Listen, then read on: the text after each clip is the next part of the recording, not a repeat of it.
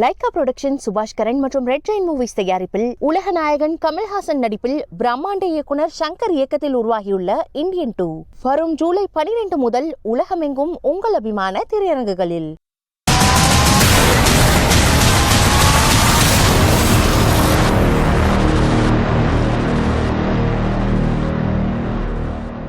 நேயர்களுக்கு வணக்கம். இந்திய குற்றவியல் சட்டம், இந்திய குற்றவியல் நடைமுறை சட்டம் மற்றும் இந்திய சாட்சிகள் சட்டம் ஆகிய குற்றவியல் சட்டங்களுக்கு பதிலாக பாரதிய நியாய சன்ஹிதா, பாரதிய நாகரிக் சுரக்ஷா மற்றும் பாரதிய சாக்ஷியா என்ற 3 புதிய சட்டங்களை மத்திய அரசு கொண்டு வந்திருக்கிறது. இன்று முதல் அது அமலுக்கு வந்திருக்கிறது. இது குறித்து முன்னாள் மத்திய நிதி மற்றும் உள்துறை அமைச்சர் திரு ப சிதம்பரம் அவர்கள் கடும் விமர்சனங்களை முன்வைத்திருக்கிறார். அவருடன் ஒரு உரையாடல். சார் வணக்கம். வணக்கம். புதிய சட்டங்கள்ல சில முன்னேற்றங்கள் இருக்கின்றன, அவற்றை வரவேற்கிறோம் அப்படின்னு நீங்களே சொல்லியிருக்கிறீங்க. ஆனா சில விமர்சனங்களையும் எதிர்ப்பையும் பதிவு செய்திருக்கிறீர்கள். எப்படி புரிந்து கொள்வது? சில முன்னேற்றங்கள், பல தவறான பிரிவுகள், சில பல ரெண்டையும் வேறுபட்டு பார்க்கணும். சில முன்னேற்றங்கள் ஏற்றுக்கொள்கிறோம். ஆனால் இன்று இருக்கும் 3 சட்டங்கள், இப்ப இந்தியன் பீனல் கோட் எடுத்துங்க, இந்திய குற்றவியல் சட்டம் 90லேருந்து 95% அந்த சட்டத்திலிருந்து புதிய சட்டத்தில் பூத்தியிருக்காங்க. அடுத்தது கிரிமினல் ப்ரொசீஜர் கோட், அதில் 95% அதே பிரிவுகள் தான். இந்தியன் எவிடன்ஸ் ஆக்ட் 99% அதே பிரிவுகள் தான். ஆனா 3 சட்டங்கள்லையும் எல்லா பிரிவுகளையும் எண்ணை மாற்றி இருக்கிறாங்க, நம்பரை மாற்றி இருக்கிறாங்க. இது மிகப்பெரிய குழப்பத்தை தானே ஏற்படுத்தும். இப்போ உதாரணத்துக்கு ஒரு முதல் ஆண்டு சட்ட மாணவன் கூட தெரியும், ஒரு கான்ஸ்டபிள் கூட தெரியும், இந்தியன் பீனல் கோட்ல 302வது பிரிவு என்பது கொலையை குறிக்கிறது. இப்ப அந்த கொலை 302 அல்ல, அதே வாசகம்தான், ஆனா அதுக்கு ஒரு புதிய எண், அதை தேடி போகணும். இப்ப அந்த மாதிரி எல்லா பிரிவுகளுடைய எண்ணையும் மாற்றிருக்காங்க. எதற்காக மாத்தினாங்க? அந்த கேள்விக்கு பதில் கிடையாது. என்ன நோக்கத்தில் மாத்தினாங்க? பதில் கிடையாது. என்ன பயன் இந்த எண்ணை மாற்றுவதால, நம்பரை மாற்றுவதால என்ன பயன்? பதில் கிடையாது. ஆக சில முன்னேற்றங்கள் இருக்கு, அதை திருத்தமாக கொண்டாந்துருக்க வேண்டியதானே. இப்ப பல ஆண்டுகளாக 3 சட்டங்களும் அப்பப்ப தேவையான திருத்தங்களை லா கமிஷன், சட்ட கமிஷனுடைய பரிந்துரையின்படி திருத்துறோம். அந்த மாதிரி சட்ட கமிஷனை கேட்டு எந்தெந்த திருத்தங்களை மேற்கொள்ள வேண்டும் என்று கேட்டு அவர்கள் பரிந்துரையை ஆராய்ந்து நாடாளுமன்றத்தில் சட்ட திருத்தங்களை கொண்டு வந்திருக்க வேண்டியதானே. அதை விட்டுட்டு இந்த முயற்சி என்பது மிக தவறான முயற்சி, வீணான முயற்சி, வீணாக குழப்பத்தை தான் ஏற்படுத்தும். ஆனால் பல தவறான பிரிவுகள் சேர்க்கப்பட்டிருக்கின்றன. உதாரணத்துக்கு இந்த பெயில், ஜாமீன் பிரிவுகள் இருக்க மிக மோசமான பிரிவுகள். அவை அரசியல் சாசனத்துக்கு முரணானவை என்று நாங்கள் நினைக்கிறோம். அதில் வியாக்கியானத்தில் கூட, அதை இன்டர்பிரட் பண்றதுல கூட ஒரு நீதிமன்றம் ஒரு மாதிரி சொல்லும், ஒரு நீதிமன்றம் இன்னொரு மாதிரி சொல்லும். ஆக கடைசியில் உயர் நீதிமன்றம், உச்ச நீதிமன்றம், இந்தியாவில் 25, 26 நீதிமன்றங்கள் உயர் நீதிமன்றங்கள் இருக்கின்றன. அவை ஒன்றொன்றும் வெவ்வேறு விதமான தீர்ப்புகளை தரலாம். அப்புறம் உச்ச நீதிமன்றம் என்ன ஆகும்னா, குறுகிய காலத்தில் மிகப்பெரிய குழப்பம் ஏற்படும். சட்ட மாணவர்கள், வழக்கறிஞர்கள், நீதிபதிகள், காவல்துறை எல்லாருக்கும் மிகப்பெரிய குழப்பத்தை ஏற்படுத்தும். ஒன்று. ரெண்டாவது, இடைக்காலத்தில் நிறைய வழக்குகள் போடப்படும். ஏற்கனவே வழக்கு போட்டாச்சு சுப்ரீம் கோர்ட்டில், அது விசாரணைக்கு வரும். மூணாவது, நீண்ட காலத்தில் பார்க்கும்போது மறுபடியும் திருத்தங்களை செய்ய வேண்டியிருக்கும். இதற்கு காரணம் லா கமிஷனை கலந்து ஆலோசிக்கவில்லை. ஏன் லா கமிஷனை கலந்து ஆலோசிக்கவில்லை? அதுதானே இந்த 50-60 ஆண்டுகளாக பழக்கம்னா அதுக்கு பதில் கிடையாது. ஆகவேதான் இந்த புதிய சட்டங்களை எதிர்க்கிறோம். ரெண்டாவது, இந்த புதிய சட்டங்களுக்கு ஹிந்தியில பேர் வைங்க, வேண்டாம் சொல்லல. ஹிந்தி மொழிபெயர்ப்புக்கு ஹிந்தி பெயர் வைங்க, ஆங்கில மொழிபெயர்ப்புக்கு ஆங்கில பெயர் தானே வைக்கணும். வாயில நுழையாத ஒரு பெயரை சொல்லி நீதிபதிகள் எல்லாம் இந்த பெயரை உச்சரிக்கணும்னா, ஒரு சென்னை உயர்நீதிமன்ற நீதிபதி ஒருத்தர் சொல்லியிருக்காரு, நான் பழைய பெயர்களைத்தான் பயன்படுத்துவேன், புதிய சட்டங்களில் புதிய பெயர்களை பயன்படுத்த மாட்டேன்னு அறிவிச்சிருக்காரு. நாட்டின் வரலாற்றுல இந்த சட்டம் அளவுக்கு வேறு எந்த சட்டமும் இவ்வளவு தூரம் ஆழமாக விவாதிக்கப்பட்டதில்லை நாடாளுமன்றத்துல. இந்த மசோதாக்கள் திருத்தங்கள்லாம் செய்யப்படுவதற்கு முன்பாக, நாடாளுமன்றத்தில் சமர்ப்பிக்கப்படுவதற்கு முன்பாக 158 கூட்டங்கள்ல அதிகாரிகளோடு உள்துறை அமைச்சர் திரு அமித்ஷா கலந்து கொண்டார், இப்படிலாம் சொல்லப்படுது. இவ்வளவுக்கு பிறகும் இவ்வளவு குறைபாடுகள் இருக்காதுல? உள்துறை அமைச்சர் அவருடைய அதிகாரிகளோடு நடத்தியது மறைவான ரகசியமான அமைச்சகத்துக்கு உள்ள நடக்கிற கூட்டங்கள். அந்த கூட்டங்கள் பத்தி யாருக்கும் தெரியாது, யாரும் வெளியாட்கள் யாரும் கலந்து கொள்ளல. ஒரு அமைச்சர் அதிகாரிகளோடு கலந்து கொள்வது, கலந்து ஆலோசிப்பது என்பது கூட்டம் அல்ல. பொது மேடையில, பொது வெளியில லா கமிஷன் மூலமாக கலந்து ஆலோசிப்பது தான் உண்மையான கலந்து ஆலோசனை. இதுவரைக்கும் இந்திய பார்லிமெண்ட் முக்கியமான சட்டங்களை லா கமிஷனை கலக்காம, லா கமிஷனை கலந்து ஆலோசிக்காம ஒரு சட்டத்தை நிறைவேற்றியதே கிடையாது. அதுக்கு தானே லா கமிஷன் இருக்கு. நீதிபதிகள், மூத்த வழக்கறிஞர்கள், சட்ட வல்லுநர்கள் எல்லாம் கொண்டது லா கமிஷன், முழு நேர கமிஷன். அந்த முழு நேர கமிஷனுக்கு அதிகாரிகள் இருக்காங்க, பணியாளர்கள் இருக்காங்க. அவங்க ஆராய்ச்சி செய்வாங்க, ஆராய்ச்சி சேர்ந்து எழுதி தருவாங்க, வரைவு சட்டங்களை எழுதி தருவாங்க. அதை நீதிபதிகளாக இருக்கிற கமிஷன் உறுப்பினர்கள், சட்ட வல்லுநர்களாக இருக்கிற கமிஷன் உறுப்பினர்கள் ஆராய்ந்து பிறகு சட்ட வடிவத்தை அரசுக்கு தருவாங்க. சட்ட வடிவம் அதை அரசு ஆராய்ந்து நாடாளுமன்றத்தில் தாக்கல் செய்யும். இதுதானே பழக்கம். அந்த பழக்கத்துக்கு மாறாக லா கமிஷனை கலந்து ஆலோசிக்காமல், இதற்காக உருவாக்கப்பட்ட சட்ட கமிஷனை கலந்து ஆலோசிக்காமல் ஏன் 3 பெரிய சட்டங்களை புதுசா சட்டம் கொண்டாடுறோம்னு முயற்சி செய்கிறீங்க? ரெண்டாவது, என்ன விவாதம் நடந்தது? லோக்சபையில 19, 20 டிசம்பர்ல விவாதம் நடந்தது. ராஜ்யசபையில 21 டிசம்பர் விவாதம் நடந்தது. எதிர்கட்சி உறுப்பினர்கள் யாருமே கிடையாது. நீங்க தான் எல்லாரையும் சஸ்பெண்ட் பண்ணிட்டீங்க, வெளியில் அனுப்பிட்டீங்களே. ஒரு எதிர்கட்சி உறுப்பினர் கூட அந்த விவாதத்திலே கலந்து கொள்ளவில்லை. ஆளுங்கட்சி தரப்பிலேயே விவாதிச்சு, ஒருதலை பட்சமாக விவாதித்து நீங்க சட்டத்தை நிறைவேற்றிட்டீங்க. 146 நாடாளுமன்ற உறுப்பினர்கள் சஸ்பெண்ட் ஆன காலத்துல, அந்த நேரத்துல விவாதம்னா என்ன விவாதம் அது? ஐபிசி, சிஆர்பிசி, இந்திய சாட்சிகள் சட்டத்திலிருந்து நீங்க சொல்வதை வைத்து பார்க்கிற போது கிட்டத்தட்ட 90% அளவுக்கு பழைய குற்றவியல் சட்டங்கள்ல இருந்தே இதுல கையாண்டிருக்கிறாங்க. அதுக்கப்புறம் மத்திய அரசு என்ன விளக்கம் சொல்லுதுன்னா, காலனித்துவ சட்டங்கள் அகற்றுவதற்காக தான் நாங்க புதிய குற்றவியல் சட்டங்களை நடைமுறைப்படுத்துறோம் அப்படின்னு சொன்னாங்கன்னா, அது மக்களுக்கு பயனுள்ள முறையில இருக்காதா? காலனி சட்டம் பேர் சூட்டியிருக்காங்கல்ல, அந்த காலனி சட்டத்தினுடைய வார்த்தைகளை, சொற்களை, வாக்கியங்களை, பிரிவுகளை இந்தியன் பீனல் கோட்ல 90 முதல் 95% அப்படியே வச்சிருக்காங்க. கிரிமினல் ப்ரொசீஜர் கோட்ல 95% வச்சிருக்காங்க. இந்தியன் எவிடன்ஸ் ஆக்ட்ல 99% வச்சிருக்காங்க. நான் புதிய மசோதாவையும் இன்னைக்கு இருக்கிற சட்டங்களையும் பக்கம் பக்கமாக, பிரிவு பிரிவாக ஒப்பிட்டு ஒரு காலம், 2 காலத்துல பட்டியல் தயாரிச்சிருக்கேன்.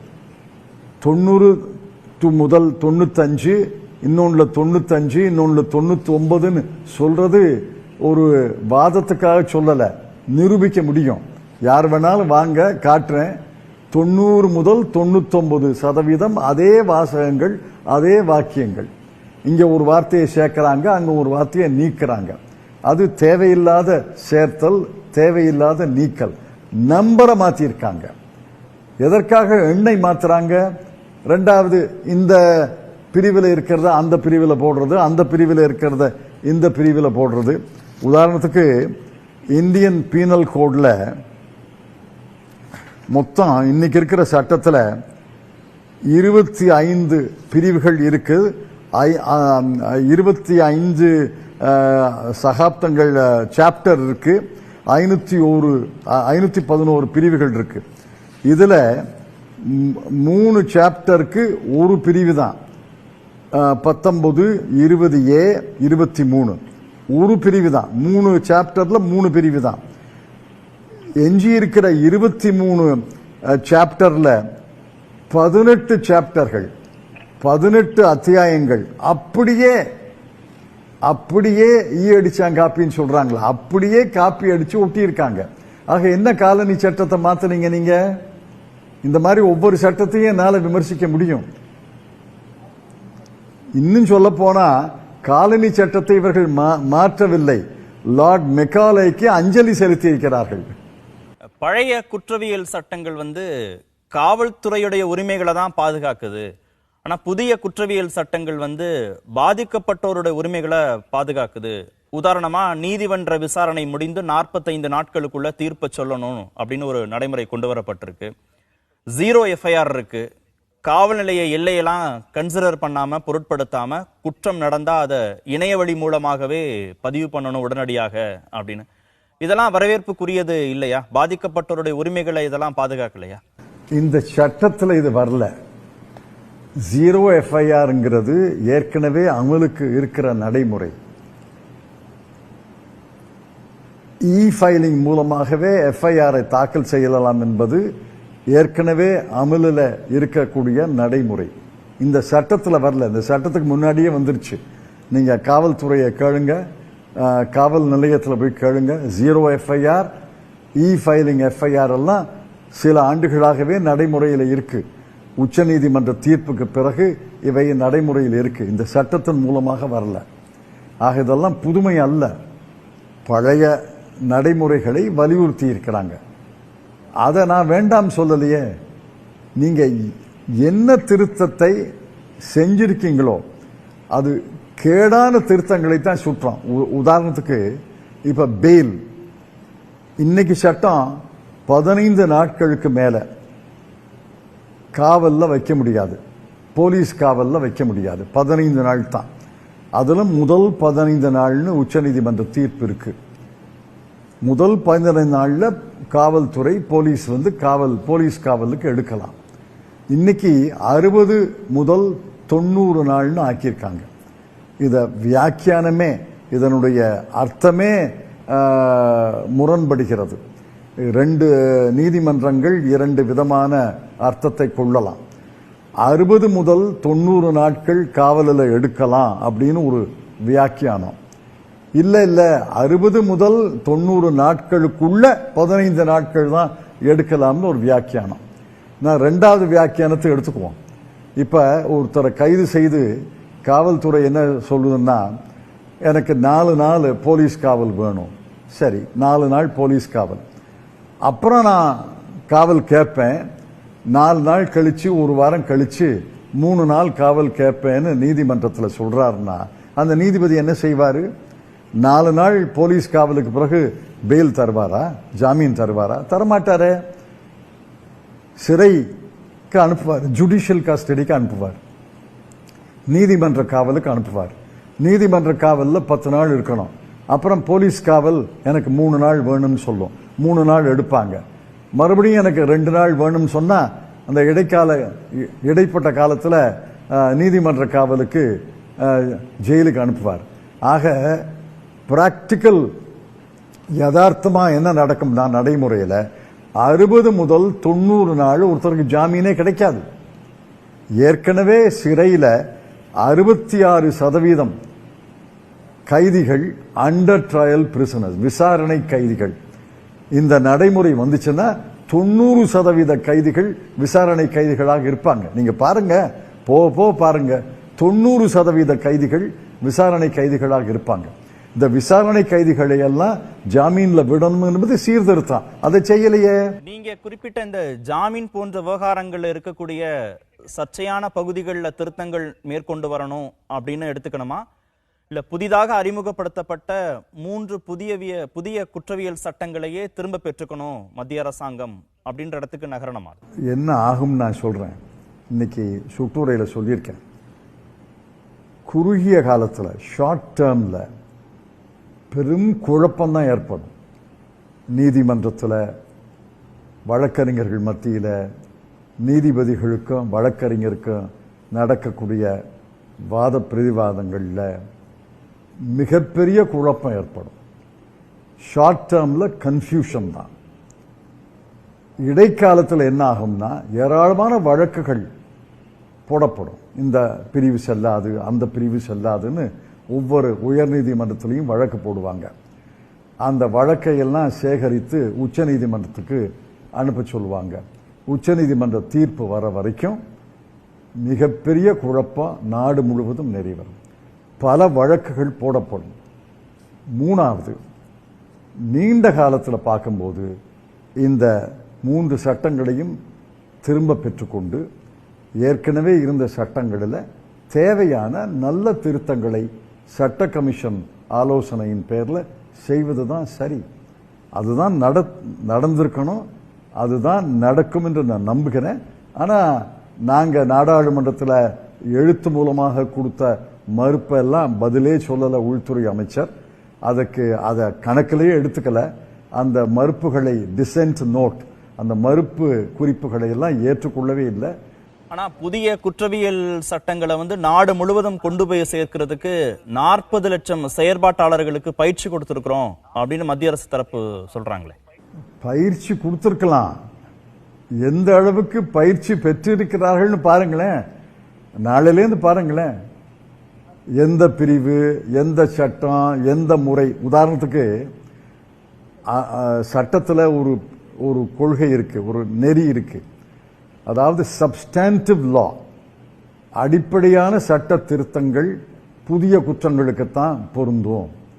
ஆனால் ப்ரொசீஜரல் லா, அதாவது குற்றவியல் ஏற்கனவே நிலுவையில் இருக்க வழக்குகளுக்கும் பொருந்தும் என்பது அடிப்படை நெறி, எல்லாருக்கும் தெரியும். Substantive law will apply prospectively, but procedural law will apply even to pending cases. இப்ப 30 ஜூனுக்கு முன்னாடி ஒரு குற்றம் நடந்தது. அது வழக்கு போட்டு வழக்கு நடந்து கொண்டிருக்கிறது. பழைய குற்றவியல் எவிடன்ஸ் ஆக்டும் கிரிமினல் ப்ரொசீஜர் கோடும் பொருந்துமா, இல்ல புதிய ப்ரொசீஜர் கோடு, புதிய எவிடன்ஸ் ஆக்ட் பொருந்துமா? அதுவே சர்ச்சை. அந்த சர்ச்சை ஒரு நீதிமன்றம் பழைய சட்டம் தான் பொருந்தும்னு சொல்லலாம், இன்னொரு நீதிமன்றம் இல்ல புதிய சட்டங்கள் தான் பொருந்தும்னு சொல்லலாம். அந்த முரண்பாடை தீர்க்கிறதுக்கே உயர் நீதிமன்றத்தில் சில மாதங்கள் ஆகும், உச்ச நீதிமன்றத்தில் தீர்ப்பதற்கு இன்னும் சில மாதங்கள் ஆகும். ஆக நாடு முழுவதும், இவ்வளவு பெரிய நாட்டில் இத்தனை லட்சம் வழக்குகள் நடைபெறக்கூடிய நாட்டில் நான் 40 லட்சம் ரூபா 40 லட்சம் என்ன 40 லட்சமா சொன்னீங்க பயிற்சி கொடுத்துருக்கேன். பயிற்சி கொடுத்துருக்காங்கன்னா நீங்க போய் காவல் நிலையத்தில் காவல்துறை அதிகாரிய, கான்ஸ்டபிள, ஹெட் கான்ஸ்டபிள, சப் இன்ஸ்பெக்டரை கேளுங்க, எந்த அளவுக்கு புரிஞ்சுக்கிட்டு இருக்கீங்க இந்த சட்டம்னு கேளுங்களேன். நாளைக்கு கேளுங்களேன், அவங்கள பேட்டி காணுங்களேன். எதற்காக வழக்கறிஞர்கள் சங்கங்கள் எதிர்க்கின்றன? பார் அசோசியேஷன், பார் கவுன்சில்லாம் எதற்காக எதிர்க்கிறார்கள்? இறுதியா ஒரு கேள்வி. இப்போ புதிய குற்றவியல் சட்டம் இன்று முதல் அமலுக்கு வந்துடுச்சு. இது ஒவ்வொரு காவல் நிலைய அதிகாரியும் இல்ல ஒவ்வொரு நீதிமன்றமும் இதை வெவ்வேறு விதமாக அணுக முடியுமா நீங்க குறிப்பிட்டது மாதிரி, அல்லது எல்லோருமே புதிய குற்றவியல் சட்டத்தை தான் பின்பற்றணும் அப்படின்றதான் விதியா? புதிய குற்றவியல் சட்டம் நீங்க சொல்றது கிரிமினல் ப்ரொசீஜர் கோடுன்னு நினைக்கிறேன். புதிய குற்றவியல் சட்டத்தை பின்பற்ற வேண்டும் என்று வச்சுக்குவோம். புதிய குற்றவியல் சட்டம் நிலுவையில் இருக்க வழக்குக்கு பொருந்துமா அல்ல புதிய வழக்குகளுக்கு தான் பொருந்துமா தெரியலையே. கேளுங்க, காவல் நிலையத்தில் கேளுங்க. ஒரு காவல் நிலைய ஆய்வாளர் என்ன சொல்றாரு, இன்னொரு காவல் நிலைய ஆய்வாளர் என்ன புரிஞ்சுக்கிட்டாருன்னு கேளுங்களேன். நன்றி நிகழ்ச்சியில் பங்கேற்றதற்கு. உங்களுடைய நேர்காணல் இன்னும் புதிய பல கேள்விகளையும் விவாதங்களுக்கும் வித்திட்டு இருக்கிறது. நிகழ்ச்சியில் பங்கேற்றதற்கு மீண்டும் நன்றி. நன்றி நன்றி. மீண்டும் சந்திப்போம். நன்றி, வணக்கம்.